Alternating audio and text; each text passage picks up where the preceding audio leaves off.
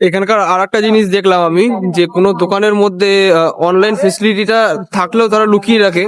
কারণ যে রিসেন্ট যে জিএসটি প্রবলেম যেটা হচ্ছে, যাদের সেভিংস অ্যাকাউন্ট বা যাদের অন্যরকম ব্যাংকিং কোনো প্রবলেম হয় না, এখনকার বেশিরভাগ কি হচ্ছে রিসেন্ট আমি বলে দিচ্ছি। ব্যাংকিং কেসগুলোর মধ্যে এখন কেউ বেশিরভাগ লোক আছেন অনলাইন, যেহেতু হয়ে গেছে না, অনলাইন হওয়ার ফলে কি হচ্ছে, লোকে অনলাইন ট্রানজাকশন বেশি করছে। এবার একটা মানুষের বছর ট্রানজাকশন লিমিট থাকে, যেমন সেভিংস অ্যাকাউন্টে আমাদের ওয়েস্ট বেঙ্গল লিমিট আছে 5 লাখ টাকা। আর যাদের চেক ফেসিলিটি আছে তাদের লিমিট আছে 12 লাখ টাকা। এবার যাদের লিমিটটা ক্রস হয়ে যায় তাদেরকে লিমিট বাড়ানোর জন্য বা অন্য কিছু করার জন্য একটা অ্যাপ্লাই করতে হয়, তাতে অনেকটা জিএসটি কাটে, অনেকটা টাকা কাটে। এখানকার সেটা অনেকেই হয়েছে হয়তো এখানকার লোকের।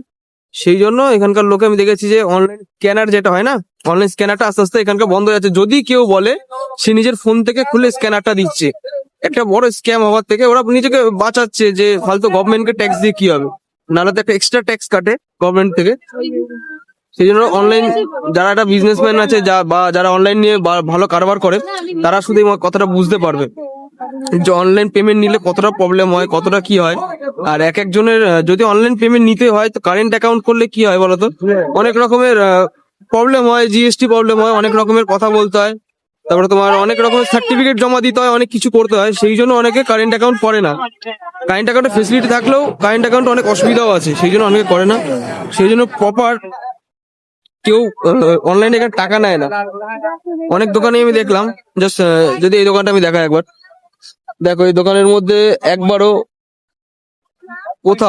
এই দোকানের মধ্যে কোথাও কোনো স্ক্যানার নেই। কোথাও আমি যা যেখানে চারপাশে যা দেখলাম, একটা দোকানে স্ক্যানার নেই। যদি কেউ অচেনা লোক এসে বলে স্ক্যানার দাও, তখন দেয়।